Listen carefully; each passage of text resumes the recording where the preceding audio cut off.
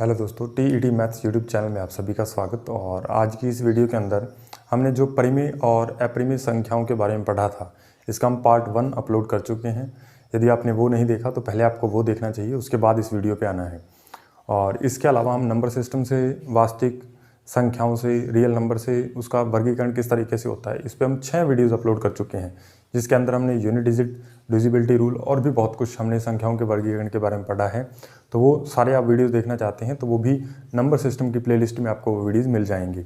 और आज की ये जो वीडियो है ये REET second grade, first grade या फिर हमारे और भी अदर एग्ज़ाम, स्टेट एग्ज़ाम जो होते हैं या फिर और कोई सेंटर एग्ज़ाम होता है, तो उसके अंदर जिस भी एग्ज़ाम के अंदर परिमेय और अपरिमेय संख्या का टॉपिक है तो उसमें से यहाँ से प्रश्न आते हैं और उसको हम किस तरीके से हल कर सकते हैं। आज की इस वीडियो के अंदर हम प्रश्नों को हल करने के साथ साथ हम इसके बेसिक पे भी चर्चा करेंगे। तो सबसे पहले हम देखते हैं कि दो परिमेय संख्या के मध्य अनंत परिमेय संख्याएं होती हैं। तो ये पॉइंट हमें ध्यान रखना है। ये पॉइंट सीधा ही पूछा जाता है कि दो परिमेय संख्याओं के मध्य कितनी परिमेय संख्याएं होती हैं। तो आपको ध्यान रखना है कि अनंत परिमेय संख्याएं होती हैं। ये बात आपको ध्यान रखनी है कि कोई भी हमारे पास दो परिमेय नंबर दे दिए जाए, जैसे मान लीजिए 2 और 3 दे दिए गए हमें कोई दो नंबर, तो इसके बीच यदि हम परिमेय संख्याएं लिखें तो 2.1 लिख सकते हैं, फिर 2.2 लिख सकते हैं, फिर 2.3 लिख सकते हैं। तो ये सारी की सारी क्या परिमेय संख्याएं होंगी और ऐसे लिखते जाएंगे, फिर ये कम भी नहीं होंगी, फिर 2.11 लिखेंगे, 2.121 ऐसे करके बहुत संख्याएं आप लिख सकते हो। तो अनंत संख्याएं होती हैं। ठीक है, ये बात आपको पता होनी चाहिए कि कहीं भी दो परिमेय संख्याओं के बीच जो परिमेय संख्याएं हैं वो कितनी होती हैं, अनंत होती हैं। यदि आपसे पूछा जाए तो आपको ध्यान रखना है कि कितनी होती हैं, अनंत होती हैं। और उनको निकालने का तरीका क्या है, ए व बी के बीच परिमेय संख्या हम कैसे निकालते हैं। यदि हमें कोई दो परिमेय संख्याएं दे दी जाएं तो उसके बीच हम परिमेय संख्या कैसे निकालते हैं। तो इसका मेथड जो है वो मीन मेथड से, माध्य अवधारणा से हम क्या है परिमेय संख्याओं की हम गणना करते हैं कि उसके अंदर उसके बीच, दोनों नंबरों के बीच की परिमेय संख्याएं कितनी हैं। तो माध्य अवधारणा से ज्ञात करते हैं। ये भी पूछी जा सकती है किस अवधारणा से हम ज्ञात करते हैं। तो माध्य अवधारणा AK + B और K + 1, यानी जैसे मान लीजिए हमारे पास एक परिमेय संख्या है 2 और एक परिमेय संख्या है 7, हमें इसके बीच का कोई परिमेय संख्या हमें ज्ञात करनी है। तो A व B के बीच परिमेय संख्या निकालेंगे तो K क्या है, यहाँ पे कोई नेचुरल नंबर है 1 2 3 4, आप कोई भी वैल्यू ले सकते हो। तो ये A की वैल्यू है, ये B की वैल्यू है। तो यदि मैं वैल्यू निकालूंगा, पहली परिमेय संख्या ज्ञात करूंगा तो A कितना है 2 और गुणा में K का मान मैं 1 ले लेता हूँ, प्लस B की जगह कितना रखूंगा 7 और बटा में K + 1। तो K हमने कितना लिया 1 + 1, तो ये हो जाएगा हमारे पास 2 एकम 2 और 7 9 बटा कितना आ जाएगा 2। तो ये पहली परिमेय संख्या क्या आ गई, कितनी आ गई 9/2। ऐसे ही दूसरी परिमेय संख्या लिखूंगा तो K का मान कितना ले लूंगा 2 ले लूंगा। तो K का मान कितना ले लूंगा 2 ले लूंगा। तो ये 2 दूनी 4 और 7 कितने हो जाएंगे 11 बटा में कितना आ जाएगा 3। इस तरीके से आप क्या है अनंत परिमेय संख्याएं ज्ञात कर सकते हो। K का मान आप बदलते जाइए, 1 2 3 4 इस तरीके से रखते जाइए तो आपको क्या है अनंत परिमेय संख्याएं मिलती जाएंगी। तो इस तरीके से क्या है हमें परिमेय और अपरिमेय संख्याओं के बारे में, यदि हमसे परिमेय संख्याएं किसी भी दो नंबर के बीच में पूछी जाएं तो हम आसानी से कैलकुलेट कर पाएंगे, इसमें कोई दिक्कत नहीं है। और उसके बाद यदि A व B के बीच अपरिमेय संख्या पूछ ले कि यदि मान लीजिए जैसे हमने अभी 2 और 7 का एग्जाम्पल लिया था, तो ये हमारे पास A नंबर है, ये B है। यदि अपरिमेय संख्या पूछे तो आपको कुछ नहीं करना, इनका गुणा करके ऊपर अंडर लगा देना है। तो ऊपर अंडर लगा देंगे तो ये कितना हो जाएगा 14। ठीक है, अंडर में 14, तो ये आ जाएगा इसके बीच की क्या है परिमेय संख्या। तो और भी आपसे पूछी जाए तो आपको और भी लिखी जा सकती हैं, ऐसे नहीं कि इसमें एक ही आएगी, इसमें और भी आ सकती हैं। जैसे A और B का गुणा करके आप इसका क्या है थर्ड रूट ले लीजिए। ठीक है, और उसके बाद क्या है A और B का गुणा करके आप इसका 5th रूट ले लीजिए। ठीक है, और आगे क्या है A और B का गुणा आप करके इसका 7th रूट ले लीजिए। इस तरीके से क्या है आपको विषम संख्या के अंदर उसका रूट लेते जाना है, तो आपके पास क्या आती जाएंगी अपरिमेय संख्याएं आती जाएंगी। ठीक है, तो उम्मीद है कि ये बातें आपको आसानी समझ में आ गई होंगी। जब इस पर प्रश्न करेंगे तभी आपको एक्चुअल में समझ में आएगा किस तरीके से इस पर प्रश्न किस तरीके से पूछे जाते हैं। प्रश्न ये पूछेगा 2 और 7 के बीच अपरिमेय संख्या बताओ, तो आपको ऑप्शन में देख लेना है कि कौन कौन से ऑप्शन में उसमें आंसर दे रखे हैं। तो वहाँ पे √14 होगा तो उसे आप टिक कर सकते हैं। ठीक है, और बाकी जब हम इसके क्वेश्चन करेंगे तो ऐसे हम बहुत सारे क्वेश्चन इस पर प्रैक्टिस करने वाले हैं, तो कोई दिक्कत वाली बात नहीं है। अब 3 व 7 के बीच 3 समान अंतर की परिमेय संख्याएं ज्ञात करो। तो जब भी आपसे क्या है समान अंतर की परिमेय संख्या पूछेगा तो तब आपको क्या करना है, तब आप किस तरीके से वो परिमेय संख्याएं ज्ञात कर सकते हो उसके बारे में भी हम देखते हैं। क्योंकि ये तो हमने देखा कि ए और बी के बीच परिमेय संख्याएं, कोई भी परिमेय संख्या हो सकती है, उनके बीच अंतर समान हो ना हो कोई फर्क नहीं पड़ता। लेकिन यदि आपसे पूछ ले 3 और 7 के बीच 3 ऐसी परिमेय संख्याएं बताओ जिनके बीच अंतर जो है वो क्या हो, समान हो। एक तरीका तो हमारे पास रहेगा ऑप्शन के अंदर, ऑप्शन से हम चेक कर लें। दूसरा तरीका है कि हमें सीधा भी आना चाहिए कि हम किस तरीके से कैलकुलेट करेंगे। तो सीधा तरीका क्या है वो हम देखते हैं। तो जब भी ऐसा प्रश्न आए तो आपको क्या करना है कि 3 और 7 का अंतर ले लेना। 3 और 7 में कितना अंतर है, 4 का अंतर है। तो 4 बटा में क्या कर देना है, 7। तो अब वो संख्या क्या है, उसके बीच जो अंतर है वो 4/7 है। ठीक है, आप ऐसा मान लीजिए कि हमें दोबारा फिर देखिए, आप हमने क्या किया, 3 और 7 के बीच अंतर लिखा 4 और उसे 7 से डिवाइड कर दिया, बड़े नंबर से डिवाइड कर देना है। ये बात आपको ध्यान रखनी है। अब जैसे हमें क्या है, 3 से अगली हमें संख्या लिखनी है। तो 3 में आप ये 4/7 आप जोड़ते जाओगे। 3 में 4/7 जोड़ोगे तो 7 या 21, 21 और 4 25 बटा में कितना आ जाएगा, 7 आ जाएगा। तो ये पहली परिमेय संख्या। उसके बाद दूसरी 25/7 में आप क्या करोगे, 4/7 जोड़ दोगे। 25/7 में 4/7 जोड़ोगे तो 25 और 4 29 बटा में कितना आ जाएगा, 7 आ जाएगा। उसके बाद नेक्स्ट 29/7 में आप क्या करोगे, 4/7 जोड़ दोगे तो ये आ जाएगा 33 बटा में 7। तो इस तरीके से आप देखोगे इनमें और इनमें, इन सभी में अंतर कितना है। ये ऐसी 3 संख्याएं आ गई जिनकी आप वैल्यू निकालोगे तो 25 में 7 का भाग आप दोगे तो ये 3 पॉइंट समथिंग आएगा। ठीक है, आप करना चाहो तो कर भी सकते हो, 3 पॉइंट समथिंग आएगा। यहाँ पे भी क्या है, 7 चौका 28, तो ये 4 पॉइंट समथिंग आएगा और 7 ये भी 4 पॉइंट समथिंग आएगा। तो कुल मिला के ये 3 और 7 के बीच से संख्याएं आएंगी और इनमें आप अंतर देखोगे तो कितना है, 4/7 का अंतर सभी में आ रहा है। तो दोबारा फिर देखिएगा, जब भी हमें दो परिमेय संख्याओं के बीच समान अंतर की परिमेय संख्याएं पूछा जाए तो हमें क्या करना है, इन दोनों का अंतर ले लेना है, कितना आ गया 4। और फिर हमें क्या करना है, बड़े नंबर से इसे भाग दे देना है। बड़ा नंबर कितना, 7, तो 7 से भाग दे दिया। तो ये 4/7 हमें क्या है, पहली संख्या से स्टार्ट कर देना है, जोड़ते जाना है, तो वो हमारे पास क्या आता जाएगा, उसका अंतर आता जाएगा। ठीक है, तो इस तरीके से आप क्या है ये आंसर निकाल सकते हो, इसमें कोई भी दिक्कत नहीं है। मान लीजिए आगे एक और पूछा होता तो 4/7 इसमें फिर से ऐड कर देते, और आगे और निकालना है तो 4/7 और ऐड कर देते। तो इस तरीके से क्या है, किसी भी दो परिमेय संख्याओं के बीच समान अंतर की परिमेय संख्याएं भी इस तरीके से हम कैलकुलेट कर पाएंगे, कोई भी दिक्कत वाली बात इसमें नहीं है। तो उसके बाद नेक्स्ट देखते हैं हम। नेक्स्ट हमारे पास क्या है कि किसी भी परिमेय संख्या को हम, हाँ ये वाला आप देखिए, ये जो हमने नोट लगा के पॉइंट लिखा है, पहले हम इस पॉइंट को समझ लेते हैं कि पुनरावृत्ति खंड में शेषों की अधिकतम संख्या जो है भाजक -1 होती है। ये क्या बात लिखी मैंने, ये आपको शायद समझ में नहीं आई होगी, तो अभी आपको समझा देते हैं, भी कोई दिक्कत वाली बात नहीं है। जैसे मान लीजिए मैंने एक परिमेय संख्या लिखी 20/7, 20/7। अब जब मैं इसे भाग दूंगा तो पॉइंट के बाद कहीं ना कहीं जाकर के या तो ये नंबर रिपीट होगा या फिर ये शांत होगा तो खत्म हो जाएगा। तो अभी हमें देखना है कि ये क्या है, रिपीट हो रहा है या नहीं। तो हम क्या करेंगे, 2/7 लिख लेते हैं। कितना, 2/7, 2/7 लिख लिया। अब हम यहाँ पे 2 में किसका भाग देना पड़ेगा, 7 का भाग। तो पहले क्या लगाएंगे, पॉइंट लगाएंगे। तो पॉइंट लगाते यहाँ पे क्या आ जाता है, 0, फिर 2 बार भाग चला जाएगा। ठीक है, थोड़ा इसको इधर लिख लेते हैं ताकि भाग करने में कोई समस्या ना आए, बोर्ड पे कटे ना। तो ये 2 आ जाएगा और ये इसे 7 से डिवाइड करना है, तो ये 0 लगा दी, ये पॉइंट। अब ये 2 बार चला जाएगा तो 7 दूनी 14, तो 14 और यहाँ पे कितना बच गया, 6। फिर पॉइंट लगा हुआ, 0 लगा सकते हो, 7 8 56, फिर कितना बच गया, 4, फिर 40, तो 7 5 35, कितना बच गया, 5, फिर 0, तो 7 7 49, फिर कितना बच गया, 1, तो फिर 10 बन जाएगा, तो 7 1 7, कितना बच गया, 3, फिर क्या है 0 लगा दी, तो 7 चौका 28, फिर कितना बच गया, 2, और फिर 0 लगा दी, 2 में 0 लगाते ही ये कितना बन जाएगा, 20। अब ये देखो, ये भी 20 था, ये भी 20, यानी आगे जो भी भाग आएगा उसमें सेम ही डिजिट रिपीट होती जाएंगी। देख भी सकते हो, 7 दूनी कितना आ जाएगा, 14, फिर से कितना बच जाएगा, 6, और 7 8 कितना आ जाएगा, 56। आगे इस तरीके से चलता जाएगा।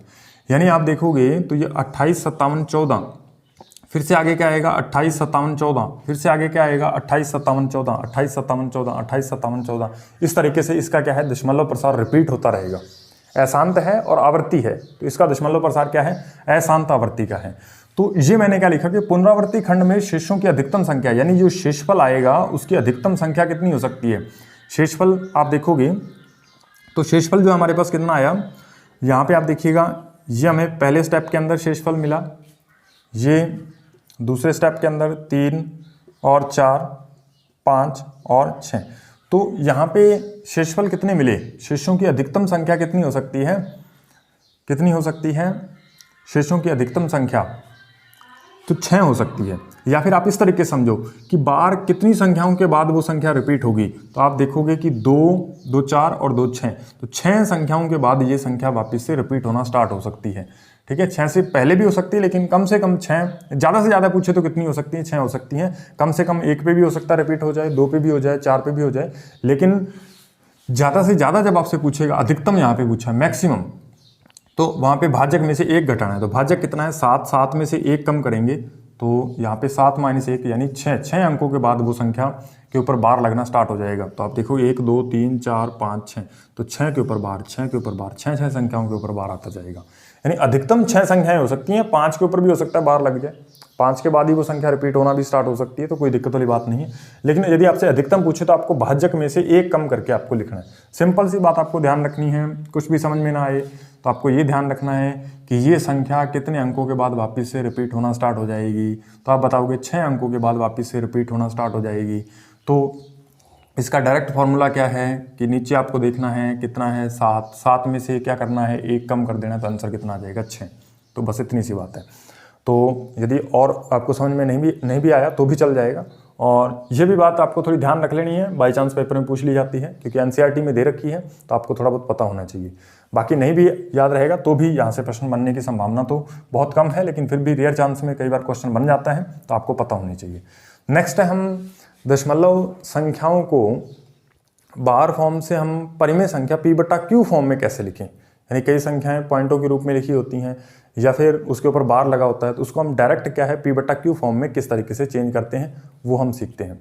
अब मान लीजिए हमारे पास कोई एक संख्या लिखी हुई है 6.254, तो इस संख्या को हमें क्या है P/Q फॉर्म में लिखना है। तो यहाँ से ये पॉइंट हटाएंगे तो बटा में क्या आ जाएगा 1000 आ जाएगा। उसके बाद इसको काट लेंगे, ये संख्या किससे कट रही है 5 से, 2 से, जिससे भी कटे तो काट लेनी है। उसके बाद इसकी सिंपल फॉर्म आ जाएगी, तो उसको हम P/Q फॉर्म कह देंगे। जैसे मान लीजिए 7.5 लिखा है, इसमें पॉइंट हटाया तो हम नीचे क्या लगेगा 10 लगेगा, और इसको 5 के पहाड़े से काट देते हैं तो ऊपर कितना आ जाएगा 15 और नीचे कितना आ जाएगा 2। तो ये इसकी क्या है P/Q फॉर्म आ गई 15/2। लेकिन ये तभी आएगी जब पॉइंट के बाद वो संख्या जाकर के कहीं ना कहीं रुक जाए। लेकिन यहाँ पे आप देखोगे 0.555 यानी ये 5 के ऊपर बार लगा है, यानी इसको आप लिख सकते हो 0.5 के ऊपर बार आप लगा सकते हो। और इधर देखोगे 5 7 5 7 5 7 ऐसे रिपीट हो रही है कोई संख्या। तो इसको हम P/Q फॉर्म में किस तरीके से लिख सकते हैं वो हमें देखना है। सबसे पहले हम इसका बेसिक मेथड देखते हैं और फिर इसका डायरेक्ट शॉर्टकट भी देखेंगे। तो पहले हम इसका बेसिक मेथड देखते हैं। तो बेसिक इसका क्या है कि जो हमें संख्या दी होती है हमें उसको x के बराबर मान लेना है। तो x के बराबर मानेंगे 0.5, 0. आगे 0.55 आगे चलता जाएगा, पॉइंट के बाद 5 चलता जाएगा इस तरीके से। उसके बाद क्या करना है, हमें देखना है कि ये कितने अंकों के बाद ये रिपीट हो रही है। तो आप देखोगे ये तो 1 अंक के बाद ये रिपीट होने लगी, ये 5 फिर 5 फिर 5 5 5 5। तो जितने अंकों के बाद रिपीट हो उतने हमें क्या है 10 की पावर से गुणा कर देना होता है। जैसे ये 1 अंक के बाद रिपीट हो रही है तो 10 की पावर 1 से इसे गुणा करेंगे। जैसे मान लीजिए 2 अंकों से रिपीट होती है तो 10 की पावर 2 से गुणा करेंगे। तो यहाँ पे क्या है 10 की पावर 1 से इसे हम गुणा करेंगे, यानी 10 की पावर 1 मतलब 10 से गुणा कर देंगे इसे। तो इसे जब 10 से गुणा करेंगे तो ये पूरा x था, ये समीकरण नंबर 1 बन गई। इसे हमने क्या किया 10 से गुणा किया तो ये कितना बन गया, इधर भी 10 से गुणा होगा तो 10x बनेगा, और इधर 10 से गुणा होगा तो जब भी इधर 10 से गुणा करेंगे तो ये पॉइंट जो है एक राइट हैंड साइड खिसक जाता है।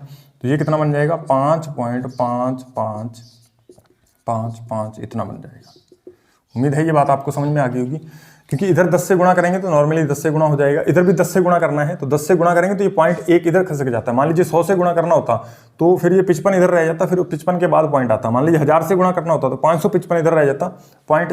ये जो पॉइंट है 3000 से गुणा करेंगे तो पॉइंट के बाद ये 3 स्टेप आगे खिसक जाएगा, यानी राइट हैंड साइड चला जाता है। ये बात आपको पता होनी चाहिए। अब ये हमारे पास आ गया नंबर। अब हमें क्या करना है, ये हमारे पास कितनी आ गई समीकरण नंबर 2। अब हमें क्या करना है समीकरण 2 में से 1 घटा देनी है, समीकरण 2 में से समीकरण 1 को माइनस कर देना है। समीकरण 1 को माइनस करेंगे तो 10x में से 1x घटाएंगे, कितना बच जाएगा 9x बच जाएगा। 5.555 में से ये वाली ऊपर वाली वैल्यू इसमें से घटाएंगे तो कितना बचेगा, अकेला 5 बचेगा। अकेला कितना बचेगा 5, क्योंकि पॉइंट वाली वैल्यू और ये पॉइंट वाली वैल्यू घट के कितना आ जाएगा 0 आ जाएगा। यानी आप इस तरीके से आप समझो भाई ये हमें नंबर दे रखा है इस तरीके से, और इसमें से हमें क्या घटाना है 0.55555 इस तरीके से ये वाली वैल्यू घटानी है। इसको घटाएंगे तो ये तो पूरा 0 ही हो जाएगा और बचेगा क्या, अकेला 5 बचेगा, 5.0 या 5 कह सकते हो। तो ये 5 बच गया, तो ये 5 आ गया।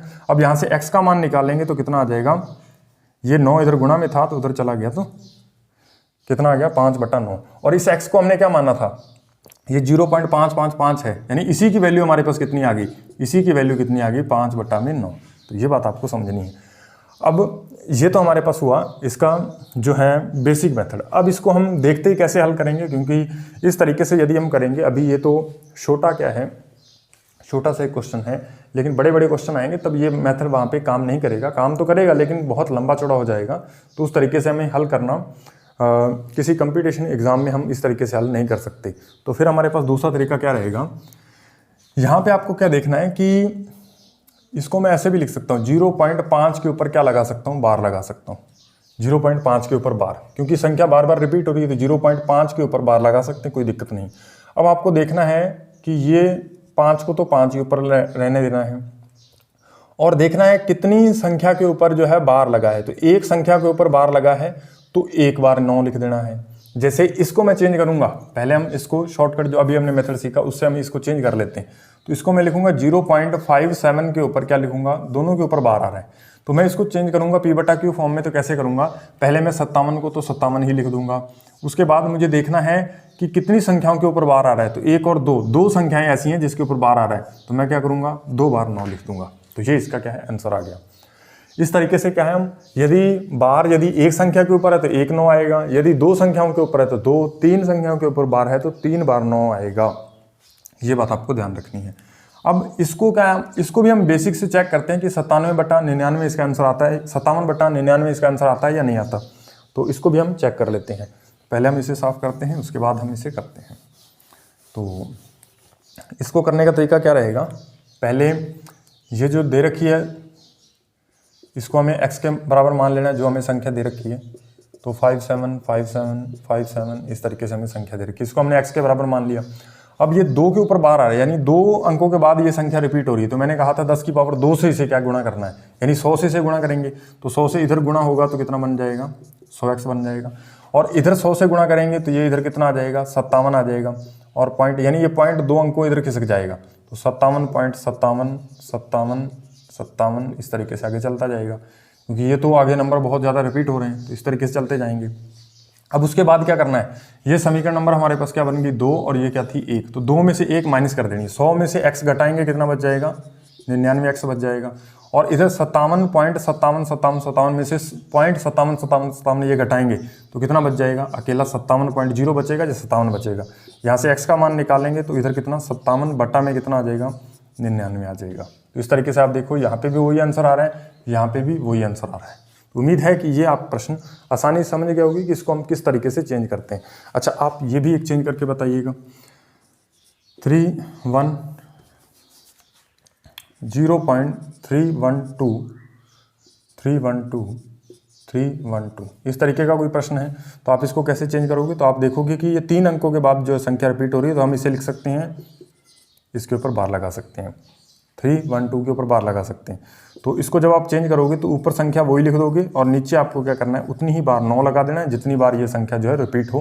तो इसका आंसर कितना आ गया, 312/999। कट रही है संख्या तो काट दीजिए, उसके बाद आपके पास फाइनल आंसर आ जाएगा। तो इस तरीके से क्या है, हम किसी भी संख्या को किस तरीके से P/Q फॉर्म में चेंज करते हैं, उसका आसान मेथड क्या है वो हमने सीखा। तो कुछ और एग्जाम्पल लेते हैं। जैसे ये तो अभी क्या है 0 पॉइंट, यहाँ पॉइंट के बाद इधर क्या है 0 है, पॉइंट के इधर क्या है 0 है, लेकिन यहाँ पे पॉइंट के इधर भी कोई संख्या आ सकती है, तो उसको हम किस तरीके से हल करेंगे वो भी हम देखते हैं। अभी क्या है हमारे पास कोई एक संख्या लिखी है 0.868, आगे 6 क्या है रिपीट हो रहा है। इसको मैं इस तरीके से भी लिख सकता हूँ कि ये हमारे पास जो संख्या है 0 पॉइंट, इसके आगे ही लिख देते हैं। तो ये जो संख्या है 0.8 और 6 के ऊपर बार आ रहा है, जिस संख्या के ऊपर बार है उसी के ऊपर बार लगाते हैं, क्योंकि 8 तो वापस रिपीट नहीं हो रहा, 6 ही रिपीट हो रहा है, तो 6 के ऊपर बार लगाएंगे। अब इस संख्या को हम क्या है किस तरीके से बेसिक से पहले हम देखते हैं कि इसको बेसिक से कैसे P/Q फॉर्म में चेंज करेंगे, और फिर हम इसका डायरेक्ट शॉर्टकट भी देखेंगे किस तरीके से हम इसे चेंज करते हैं। तो जैसे ये 0.86 लिखा हुआ है, तो सबसे पहले हमें क्या करना है, इसको x के बराबर मान लेना है।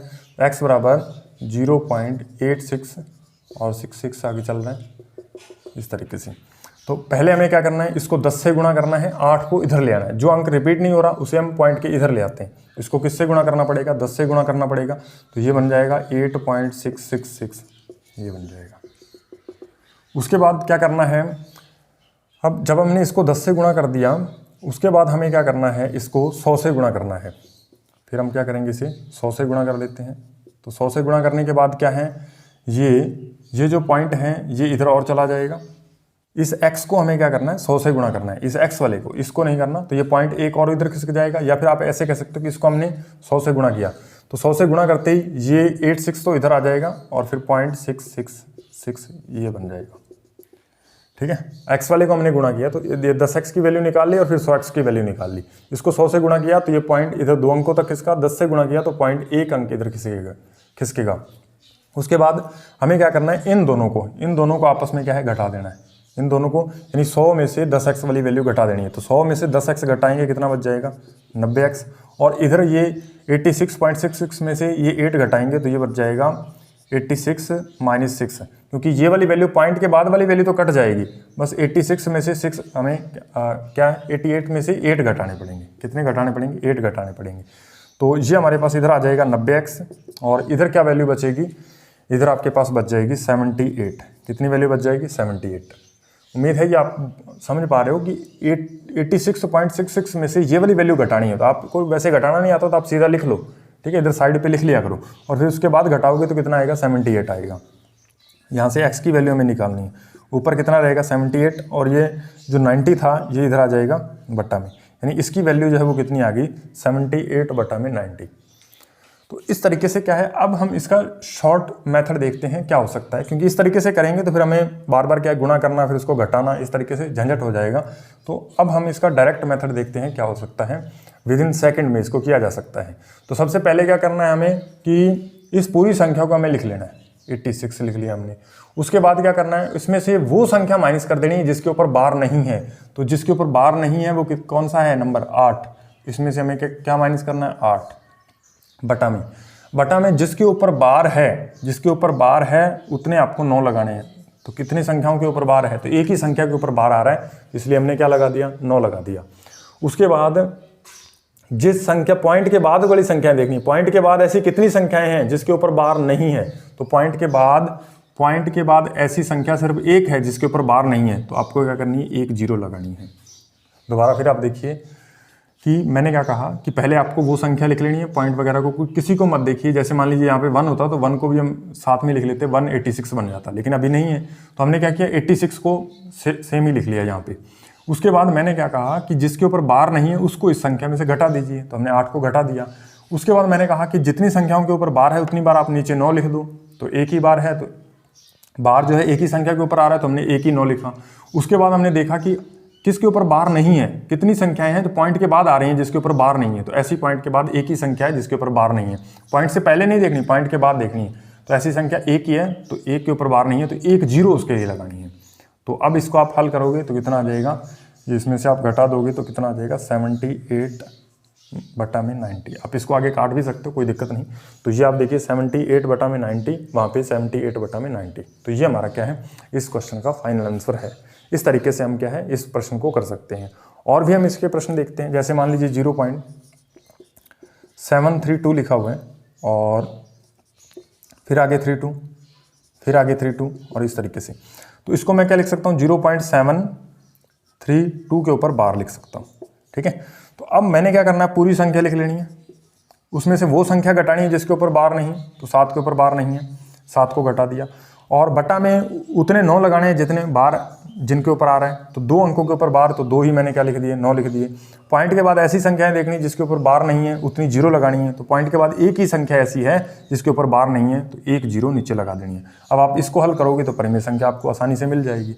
ठीक है, इसको हल करोगे तो कितना आ जाएगा, यह आ जाएगा 725 बटा में कितना आएगा, 990। आप इसको काट लोगे तो आंसर आगे आ जाएगा। कट रही है तो संख्या काट दीजिए, अगर नहीं कट रही तो वैसे ही पड़ी रहने दीजिए। अब ये संख्या कट रही है 5 के पारे से, तो इसको काट दीजिए।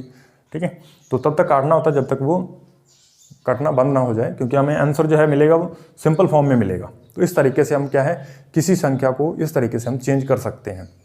कुछ और एग्जाम्पल लेते हैं ताकि हमें ये चीज़ें अच्छे समझ में आ जाएं, क्योंकि प्रश्न रीट के एग्जाम में इसी तरीके का प्रश्न पूछा गया है।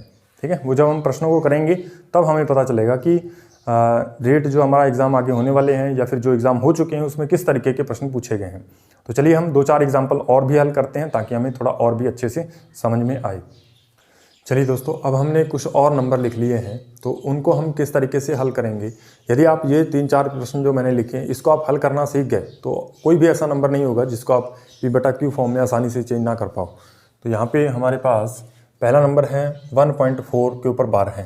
तो मैंने आपको कहा था कि जब भी आपको, अभी हमने ऐसा एग्जाम्पल नहीं लिया, तो सबसे पहले हमें क्या है दी गई संख्या लिखनी है, दी गई संख्या।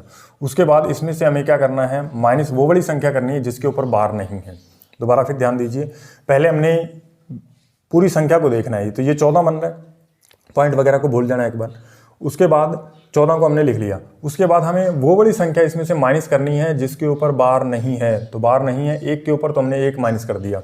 उसके बाद हमें देखना है कितनी संख्याओं के ऊपर बार है, तो उतने ही हमें नीचे 9 लगाने हैं। एक संख्या के ऊपर बार है तो 1 हम 9 लगा देंगे, यानी इसका जो आंसर है मेरे पास कितना आ जाएगा, 13/9 आ जाएगा इस क्वेश्चन का आंसर।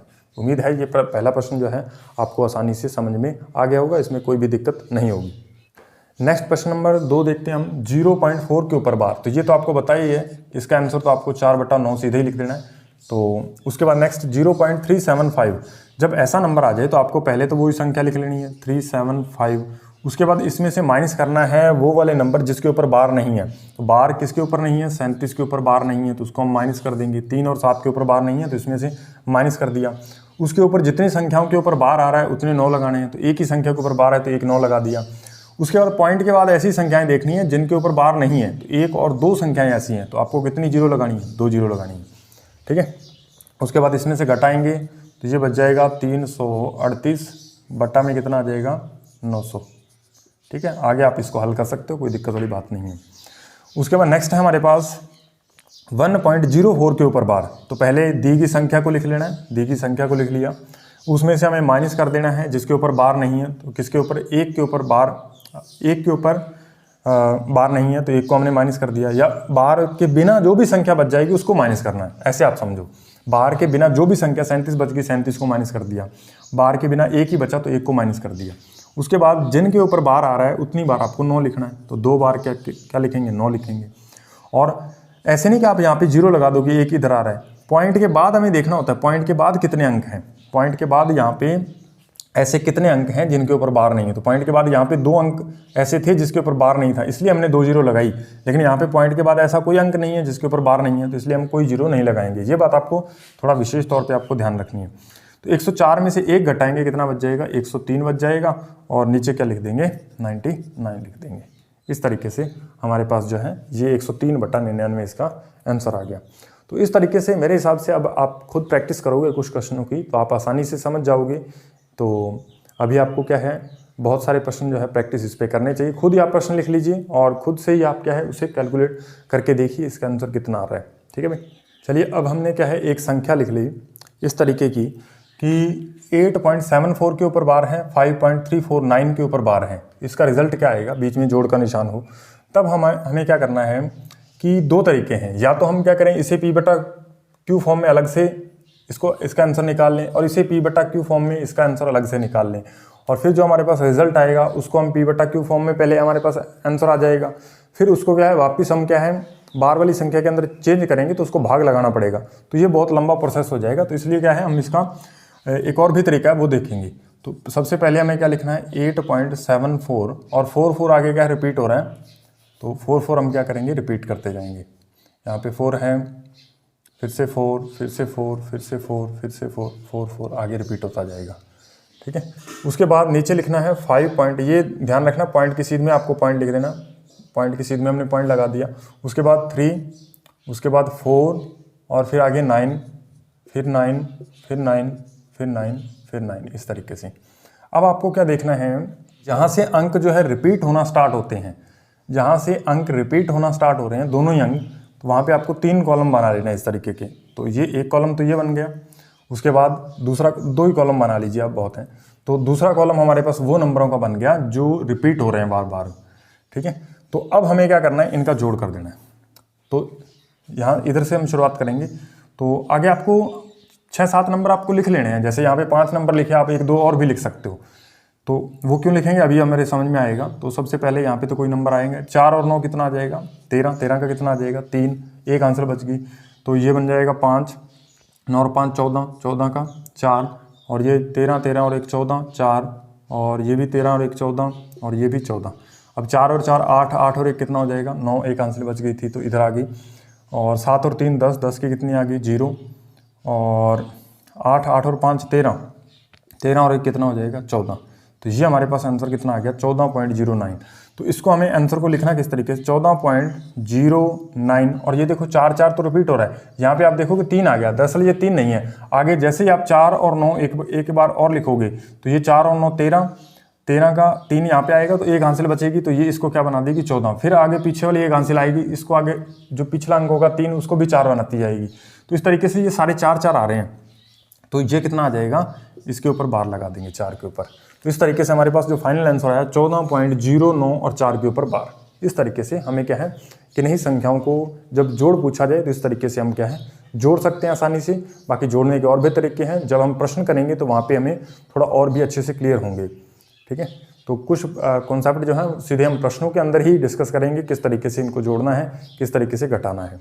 तो ये आप परिमेय संख्याओं के बारे में इतना जानते हो तो मेरे हिसाब से बहुत कुछ आप जान गए हो। चलिए, तो आज की वीडियो को हम यहीं पे विराम देते हैं। तो ये आपको क्या है, परिमेय संख्याओं को हम किस तरीके से, जो दशमलव प्रसार वाली संख्याएं होती हैं उसको P/Q फॉर्म में किस तरीके से लिखते हैं, परिमेय संख्याओं का जितना भी बेसिक था वो इन 2 वीडियोज़ में हमने कंप्लीट कर दिया है। अब कुछ जो बातें रह गई, जो हम क्वेश्चनों के जरिए ही समझेंगे तो अच्छे समझ में आएंगी, वो हम जब क्वेश्चन करेंगे तभी हम समझ लेंगे। इस पे क्या है, हम अलग अलग टाइप के 20 से 25 प्रश्न कम से कम करेंगे। ठीक है, उससे ज़्यादा भी हो सकते हैं, वैसे कोशिश रहेगी कि 40 से 50 प्रश्न हम इस पे करवाएं। ठीक है, तो अब क्या है, वीडियो की लेंथ बढ़ने लगती है। बाकी क्वेश्चनों की हमारे पास कमी नहीं है, क्वेश्चन बहुत ज़्यादा पड़े हैं, कॉन्सेप्ट भी उसमें अच्छे से लिखे गए हैं। तो कॉन्सेप्ट आप देख के होगे कि सारे लगभग मैंने बता ही दिए हैं। और लेकिन वीडियो जब बनाते हैं तो उसकी लेंथ बड़ी हो जाती है, फिर उसको एडिट वगैरह करने में या अपलोड करने में बहुत ज़्यादा समस्या आती है, क्योंकि सारे ही काम मोबाइल से करने पड़ते हैं, इसलिए थोड़ी दिक्कत आती है। बाकी 20 से 25 प्रश्न, 30 प्रश्न तक हम ऐसे सेलेक्ट करेंगे जिनको करने के बाद ऐसा कोई भी प्रश्न ना हो जो कि आप पेपर में छोड़ के आ जाओ और कहो कि ये हुआ नहीं हमसे। ठीक है, ऐसी कोशिश रहेगी, ऐसे प्रश्न हम सेलेक्ट करेंगे। तो मिलते हैं नेक्स्ट वीडियो में, तब तक के लिए धन्यवाद।